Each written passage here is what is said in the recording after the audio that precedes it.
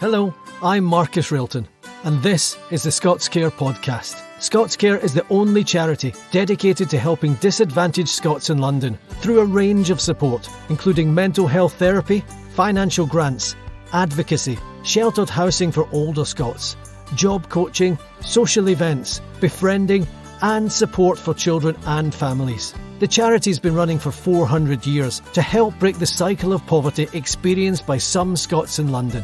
In this series of the Scots Care podcast, I'll be chatting to celebrities and supporters of the charity that have forged a life often away from Scotland and about the ups and downs that can bring. Joining me on the podcast today is former Queen's Guard author and playwright Paul Boggie. Paul was raised in Edinburgh and by 18 was running with a gang and hooked on heroin. His addiction lasted 7 long years, nearly killing him until he managed to turn his life around. Paul went from heroin to hero, guarding the Queen at Buckingham Palace and spending 5 years in one of the UK's toughest regiments. During lockdown, he wrote a book about his life, decided to give all the profits to charity, and when it was turned into a play for the Edinburgh Fringe, it received rave reviews. It's great to be able to chat to him today. Scots Care, for Scots in London in need of support, financial, practical or emotional help. Hiya, Paul. Hello, Marcus. Thanks for coming on the Scots Care podcast. You're more than welcome. I've read a lot about you recently, and one of the things that's come up a couple of times that I wanted to ask you about, just because it's not something I know a lot about, is that you describe yourself as a recovering addict. And I was wondering, will you always describe yourself as a recovering addict, or is there one day where you say, that's not how I identify anymore? Yeah, the truth is no addict will ever be recovered, which was a term that I used to use when I first got clean of heroin. People used to ask me, are you in recovery? And I would always say, no, I'm recovered because I don't take the drugs anymore. But the truth of the matter is that I'm always going to be in recovery till the day I die. And so will every other addict. It's part of who we are. And we always have to be mindful of, the triggers and the reasons why we would take drugs and all those sorts of things. We always have to be mindful of that because, unfortunately, once upon a time, we were addicts. It's part of who we are. We can't just turn it off, even after we stop taking drugs. So, unfortunately, it's always going to be there. So I will always be in recovery. And see, are you always mindful of it in yourself? And I'm not saying it's front of mind every single day when you get up and you're having your shreddies or something, but is it always part of you thinks there could be a misstep one day, or this is just me, that it happened once, it could happen again? Yeah, well, I mean, I'm 18 years off heroin now, so that's a lifetime in itself, Marcus. And I know deep down I will never take heroin ever again till the day I die. I know that. I don't have to fight in my mind every day, to refrain myself from going to my local heroin dealer and getting a bag. I don't have to do that. I think that's what I was wondering, whether it is, I think like alcoholism can be that way, where you're every, day by day, you're thinking that's another day where I've got through it without thinking about having a beer or something. No, and it's just it's not like that for me. Obviously everybody's different, but it's not like that for me. I talk about heroin every single day on social media. Every single day I'm doing live videos with people. I talk a lot on my own as well, and I am discussing my life, how I stopped, and that's a continued thing where the word heroin is always coming up. I'm always reliving moments in my life to try and help other people understand how I stopped. So even things like that, they're not a trigger for me, in the sense that when I'm thinking about a time past when I used to take heroin and it felt amazing, when I'm discussing and telling people about that, it's not a trigger for me to think, in my mind I'm reliving those moments and how amazing would it be to go and get a bag of heroin right now, because you've got these memories of when it was amazing. It's just not like that. Heroin nearly destroyed my life. But you're using it now. It's interesting. I spoke to someone last week who was talking about having negative thoughts to drive positive actions.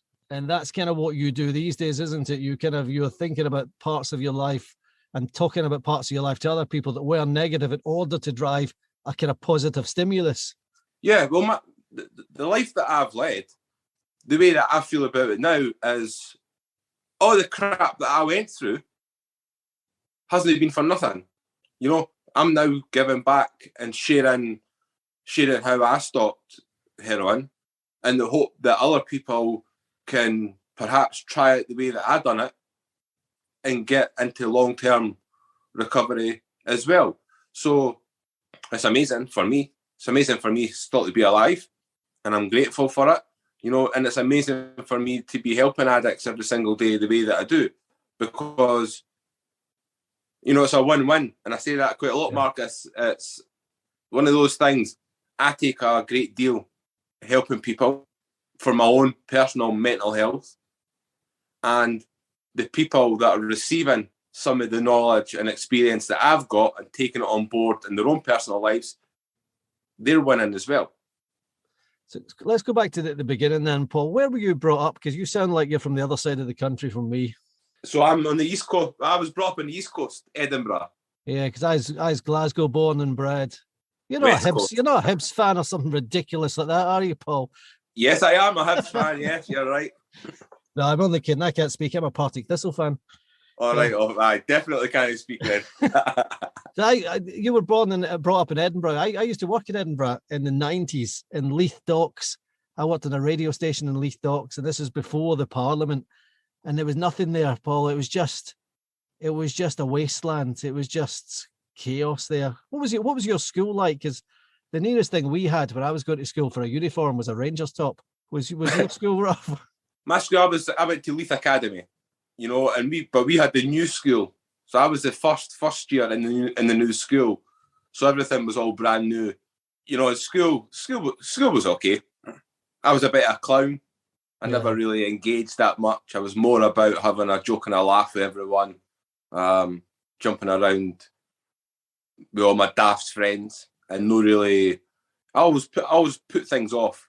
I remember the first year, I was like, "Oh, I'll concentrate next year, and I'll do something." And then the second year, I'll do it the third year. And before I knew it, I'm finishing fourth year, 16, you know, and I'm looking at getting a job because I want to earn money. And the realisation that I never really pushed on at school like what I could have. I could have been a lot more intelligent, Marcus, than what I am. I know that, but, you know, it's one of those things. It's life. And I certainly don't lose any sleep sitting thinking, oh, you know, if I'd stuck in at school, I could have been a doctor or a solicitor right now. You know, what's meant for me won't go by me. It's tough though, isn't it? I have this discussion with my older boy, who's 13, and I kind of watch school slip by him a lot, you know, and I'm saying, you got to stick in, you got to stop getting the detentions, you got to stop shouting out in class. And what I'm happy about now for kids, when I look at the support network he has around him, he's got, you know, football clubs, judo clubs, boxing clubs. And I don't think we had that. I mean, I'm slightly older than you, but we never had that when I was growing up as part of my school. No, and that was a big part of the drug taking, the drug abuse for us growing up. I was in a gang, you know, for a very, very early age. And, you know, there's maybe like 30, 40, 50 years. Used to hang around at the school, and there was nothing for us to do.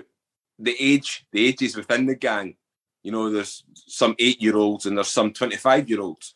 So, and it was a whole array of different ages. And we all just used to hang around. But, you know, these older guys, who some of them are alcoholics, you know, they were able to go to the shop and buy bottles of Merrydown, bottles of Buckfast, vodka, cans of lager, and they would bring it within the gang. So we all had access to it very easily. Scots Care.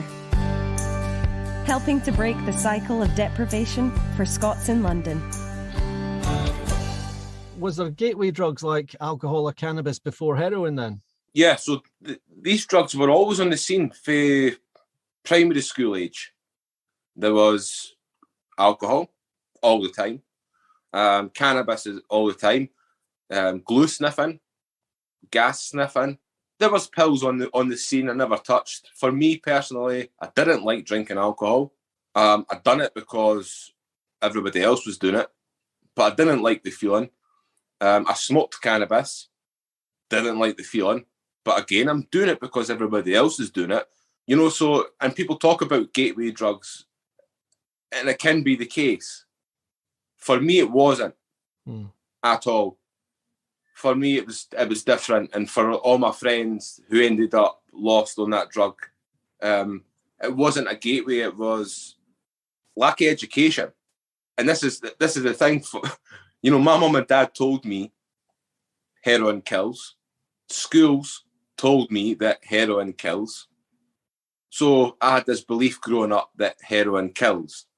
So when I was 18, and me and a dozen of my friends, you know, maybe occasionally smoke cannabis, occasionally have a few beers. We were never heavy drinkers, you know, and heroin comes on the scene. And obviously everybody was different. The reasons why I would start to take heroin in the first place, I was very naive. I'm chasing the dragon.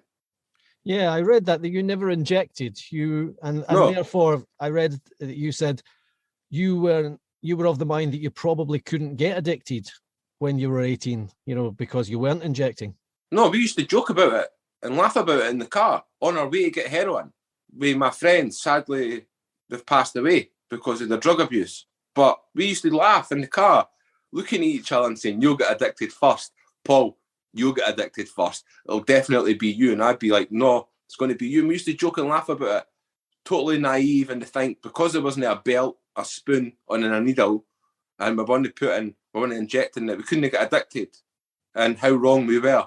And like I said there, you know, I've lost, sadly, a lot of lovely people that were great guys, and they're sadly no longer with us because, like me, they became addicted, but they weren't able to find a way out, and they stayed on the hard drugs for forever until they passed. Now you spent 7 years until you were 25, but you were also working at the same time. So you were holding down a job and earning cash, which I presume you used the cash to buy heroin. And you were functional. So it wasn't like you were just non-functional or lying around. No, the first 2 years I worked full time, suited and booted. You know, I worked in a big office in Edinburgh. I'll not say the name of the company. It is out there, but I'm not going to say it. You know, and I was going with a bag of heroin in my sock with my folded up tinfoil. You know, I was a mailroom attendant, so my job was to deliver mail. And I just used to go into the toilets and the toilets with my tinfoil and sit and chase a dragon on the cubicle. And I used to be questioned, and I'd say, "Oh, it's my sinuses, I've got hay fever, I've not been sleeping very well." Excuses, and it used to work. You know, and people would notice, you know, and over time, of course, physically, heroin starts to take its toll. Mentally, it also starts to take its toll. And there does become a point where I'm no longer able to function. I'm crying all the time. I'm angry all the time. You know, and obviously I couldn't hold down my job, but I'd done it for 2 years. So I certainly was functioning, and my parents never knew. Yeah. Other than the people that I was taking heroin with, nobody knew. You know, you could pass it off as just smoking cannabis. I think what I found really interesting is that you said that you tried to get off it. So you obviously had, you know, a will to get off it, and you wanted to get off it, and you tried. Am I right saying 13 times to go cold turkey? And I was wondering when I was reading this, at any point, Paul, did you think, "Oh, do you know what? It would just be easier to succumb to the drugs"? Yeah, and those 13 times, a few of those times were not through choice, Marcus. That was through drug dealers in Edinburgh getting busted, and me being able to get the drug. So I was forced into going cold turkey on those occasions, and that was harder. That was harder. The times where I would look at my mum and dad's eyes, I would see the tears in their eyes. I'd have tears in my eyes, and I'd be promising them to the bottom of my heart, "Give me £20 one last time. and I promised Mum I'll stop. And that's all they wanted for me, was just to stop. And I would promise them time after time that I would stop. And I bet you were 100% sincere, Paul, when you were saying that. 100%, mate. And I meant it. And you know, that broke my heart. And what it done was, when I was unable to stop after promising my mum that I would, that made things worse. It made me want to take heroin even more, to forget about what I was putting my mum through. You know, to be straight and have to live with the guilt, the embarrassment, and the shame that I've put on my family. That wasn't an option for me. I couldn't cope with that. So heroin was my friend. So I knew that heroin would take those feelings away. So it sort of delved me deeper. And as things went on, the more times I promised, the more 20 pounds I got and never stopped. It just made me go into a much darker world. And you give up. Yeah. And that's the hardest bit, is that giving up. Because once you give up, you're just waiting to die. I get the escape. I get why you would take it again and again, because we're all full of good intentions. And then you just think, oh, do you know what? If it's not heroin, it's just a few more beers to numb it a bit, or just take the edge off. I get it. I think the interesting thing is that what you found to get yourself out of it was a kind of non-traditional method. You went and you did a course that wasn't, this really fascinated me, that wasn't to do with kicking it. It was about investigating your creative subconscious, and that worked for you. Yeah, and that's why I do what I do. And I will keep banging my drum, and I will keep sharing my story, and I will keep banging on the doors of the government and telling them that they need to listen to me. What was it about? What did this course do for you? How did it kind of rewire your brain? So it was through Sirenians, which is a homeless charity in Edinburgh. I was accepted onto the course, and on the 4th week of that course, there was an American psychologist guy called Lou Tice, who was going to teach us about the power of the mind. Nothing to do with addiction whatsoever. And I was like, shut up. You know, I'm an addict. I'm always going to be an addict. And this crazy psychologist is not going to be able to teach me anything. It's not going to be as easy as, the power of the mind, to decide to stop, and that'll be it, because that's not going to work. So I was very negative minded about it. But I went to the course and I sat and I listened to the guy talking about self-talk, the way that I portray myself in the mirror, the way that I think about myself on a daily basis, the subconscious mind, the creative subconscious mind, and all these things. And it was crazy because initially I didn't take it on board, or I believed that I didn't take it on board, because I never stopped straight away. I went back to drugs. And, it was a couple of months later, the 14th of May, 18 years ago, and I woke up in the morning. I'm an 8-stone skeleton. My ribs are showing. I look in the mirror and, I've got the black circles. I'm all white and gaunt. I look like a skeleton. I look in the mirror and I felt that something was different, and I couldn't quite pinpoint what it was. And then everything made sense. What this psychologist was telling me about it being a choice, and who has the power to make the choices in my life. Whereas I was always of the belief that it was up to my parents and my brothers and the government or the doctor, or it's always somebody else's job to decide what's right for me or what I should or shouldn't do. And I always had that belief. And the realization in that mirror, when I looked at myself square in the eyes, said, don't fucking ask for heroin ever again, because you're never getting it. That was me asking myself, what do I want in life? And in a split second, I was able to answer straight away without even having to think about it, because all I wanted back then in life was not to be a heroin addict. So in the mirror, when I asked myself the question and I got the instant answer and I got the goosebumps the size of golf balls, and I realised I've done it, and it was as quick and instant as that, I knew, cold turkey hasn't even set in yet. It's in the pipeline. I can feel that I'm not well, and I've only got an hour or two before I'm in shit state.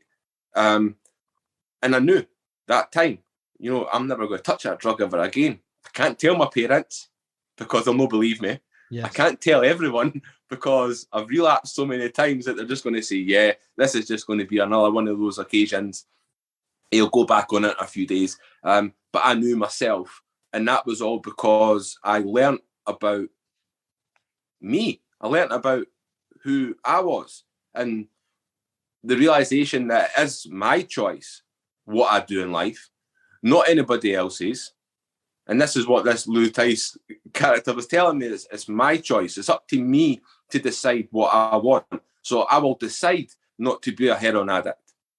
I will decide to get better. I will decide to get extremely fit. I will decide to get a job. I will get a car back. I will get a flat. I will get a girlfriend. I will do something in my life. Turned out to be the Scots Guards. Could have been absolutely anything.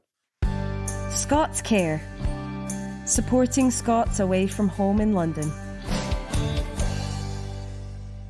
Your life at this point must have been devoid of structure, devoid of discipline. And even with this kind of epiphany that you have, a strong-minded epiphany, you could have said, do you know what? I'll get back on the straight and narrow. I'll get a job in the library. I'll get a job in Sainsbury's. But you joined the Scots Guards. I mean, that's you. How did you adapt physically and mentally to from where you were to one of the toughest regiments in the world? From that moment in the mirror 18 years ago, I had to firstly start eating. Then I turned my addiction from heroin to running. Mm-hmm. So I used to run around Edinburgh, Forrest Gumping it everywhere. And I literally was addicted to running. And over time, I started to get extremely fit. Then I got a job. Then things just started to... My life was good. My life was better. My life was amazing. This mindset that I had was allowing me to start to be happy.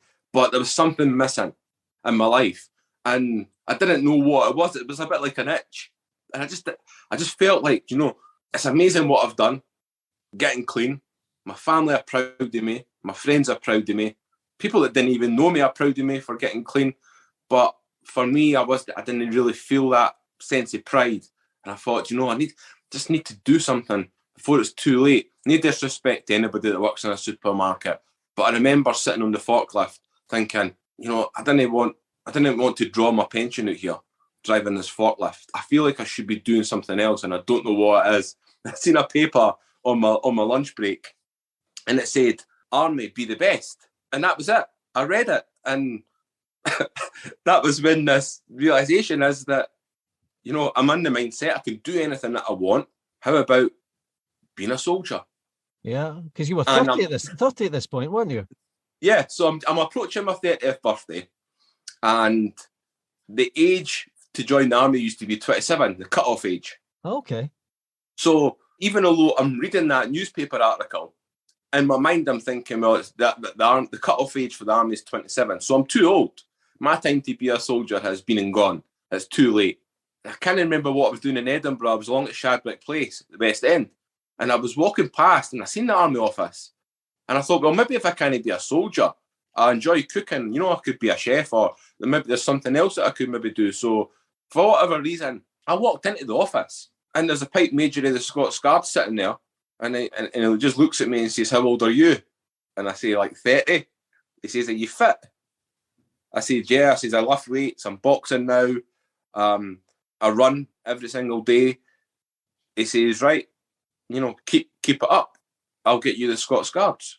And it was such a short interview and handing me loads of pamphlets. And then it was that whole thing. I didn't even know who the Scots Guards were. Brilliant. I had no idea, Marcus. I never had a clue. Right? So I ran home.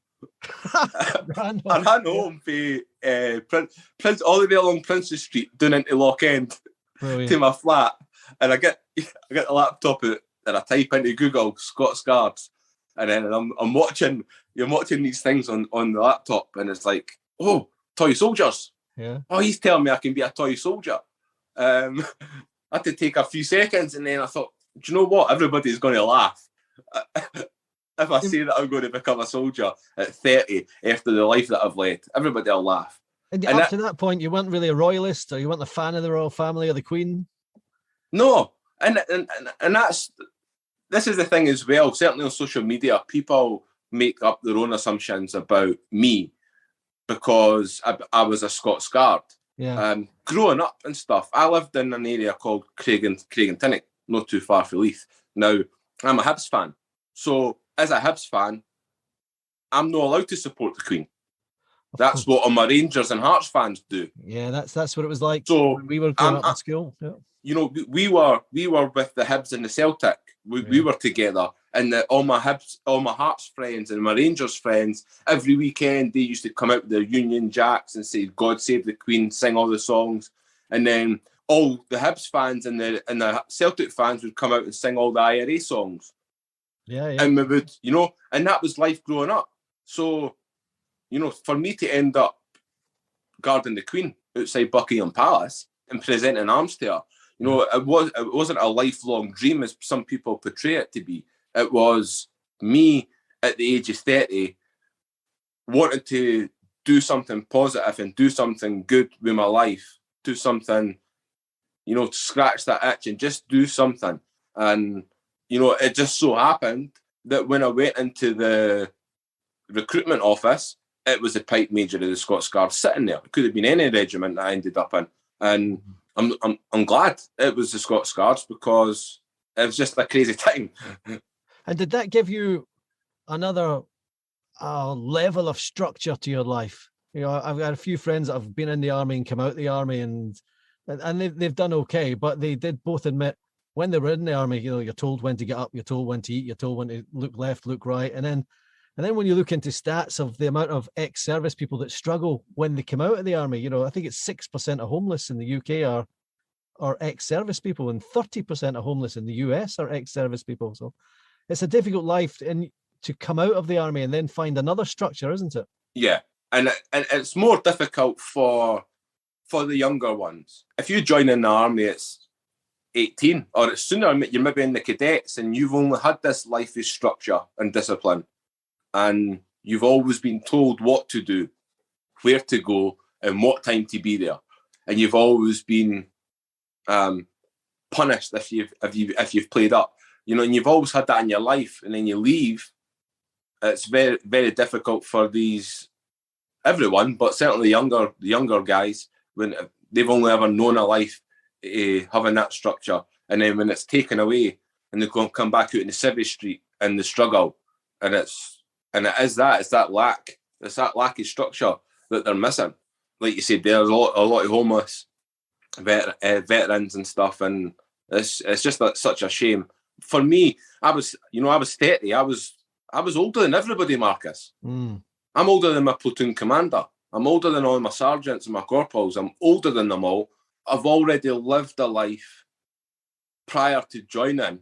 Yeah. I've already been broken down mentally and built myself back up. So as much as the army teaches so much, and the army do, they break you down a little bit and build you back up to be this amazing soldier or amazing guardsman. And that's what they were doing. It never really worked for me because in my mind, I'd already been in that dark place and I'd already built myself back up. So when I left, 2015, I was medically discharged after breaking my back and crushing my spine. That reintegration into civilian life, I didn't find it as difficult as I'm sure a lot of the guys did.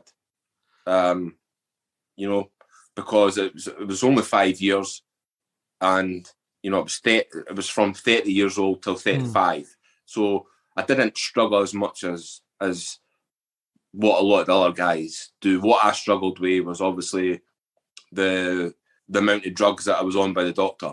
Yeah, that must have been scary for you to almost go back into this landscape that you'd worked so hard to get out of. Yeah, I went full circle at times. I'm sitting in the same flat that I used to take heroin in, and I'm sitting there getting wasted on tramadol and codeines and diazepams and sleeping tablets, and I'm sitting there broken physically, but more so mentally, and I'm sitting in this flat and I'm thinking, looking at the same four walls and thinking, this whole army chapter in my life, was it a dream? Did it really happen? Sitting wallowing in self-pity and just becoming really bitter with the world because of what had happened. My military career was ended through no fault of my own. and I believed that I was being punished because I was a heroin addict earlier on in life. And I remember I used to sit and think that that's what's happening now. I'm just being punished. It's like they've dangled a carrot for me, and now I'm paying the price for all my drug use early on in life. So how did you get off that again? Was it more positive visualization and what happens with you? I presume that you still have back issues then. Would you just live in pain with your back? Yeah, so I just live in the pain now. What happened is I wrote a book. I've been writing the book for a long parts of my rehabilitation. A drug counsellor once said, you should write down how you feel. So I done that. And then I wrote a little bit when I was in the army in Canada, some exercises. I used to sit with my notepad and pen and write bits about my life. And then at the beginning of lockdown, I'm on all these tablets. I'm smoking a lot of cannabis. I am bitter, wallowing in self-pity. My wife comes in and says, there's this virus, you're not going to be able to go out. So I was like, it might be a couple of weeks then, what will I do? I said, you know what, I might just finish this book once and for all and just write it. So I dug out all the paper and I sat for 3 days and 3 nights writing the book. And an amazing thing happened, Marcus, where I am sitting writing about the time in the mirror 18 years ago. Yeah. About Lou Tice, this crazy American psychologist teaching me about the subconscious and the creative subconscious and self-talk. And I'm writing about this. A light bulb went off again in my mind where I'm sitting and I'm thinking, what the hell are you doing? What are you actually doing? You're letting everybody else, you're letting all these spinal specialists tell you that you have to be on drugs for the rest of your life and that you have to accept it. All the military doctors, all the civilian doctors are all telling you you're on drugs, and you've accepted it. So I was like, shame on you. You know better. There's one, you're not going to know what it's going to be like unless you try and stop. So when I finished the book, I decided I'm going to come off all my meds, come off all the cannabis and see how I can cope with the back pain. And I just tapered off slowly and just every day, just reducing a little bit less, went through the whole withdrawals, went through all the mind problems that come with breaking an addiction, but in a very strong mindset through re-educating myself whilst I was writing the book, and realising it's up to me. Ask yourself the question, what do you want? Boom. I didn't want to be a drug addict. I never used the word heroin because obviously 18 years ago it was heroin. I didn't want to be a drug addict. So I put things in place and I just kept chipping away and I come off and I realised that me having a crushed spine, I'm in physical pain anyway. I'm getting all these copious amounts of drugs for the doctors. My back's still sore. So it didn't make sense. When I stopped the drugs, my back was still sore. So, initially I was angry. No, I wasn't even angry at the doctors. I was angry at myself. I was like, you've just spent 5 years of your life taking all these drugs. And the truth of the matter is that you didn't need as many of those drugs as probably what you thought you did or what you were told you did.